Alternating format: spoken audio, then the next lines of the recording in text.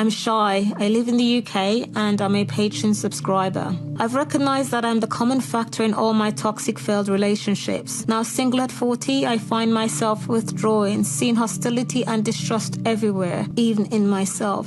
This is a projection I realized tied to a deep-seated self-loathing for past mistakes. Since our relationship with ourselves underpins all others, how can I begin to heal this breach within myself? I'm really picking up on the specific words. I think I heard Shai say hostility, maybe even distress everywhere. And the reason I note that, when our body is in an activated nervous system response, meaning simply we've perceived a stress or a threat somewhere, and now our nervous system, our physiology is getting involved. When it happens in an acute moment, or when some of us, as I mentioned earlier, are living kind of chronically stuck in that overstressed, overwhelmed, under-resourced system where our nervous system can't kind of go back into that peace and that calm. There have been significant studies now that have measured individuals who are kind of stuck in what I call survival mode, a nervous system response. And these studies have studied individuals in the context of complex post-traumatic stress disorder, CPTSD, where as a result of early relational trauma, individuals sometimes do stay stuck in a trauma response or in survival mode, as I'll call it. And what this research showed, and I think it's really powerful here, when our nervous system is activated, even when being flashed neutral images on a screen that they've, measured and assessed to be neutral images, individuals with an activated nervous system will perceive threat, even when threat is objectively, not measurably present in the image.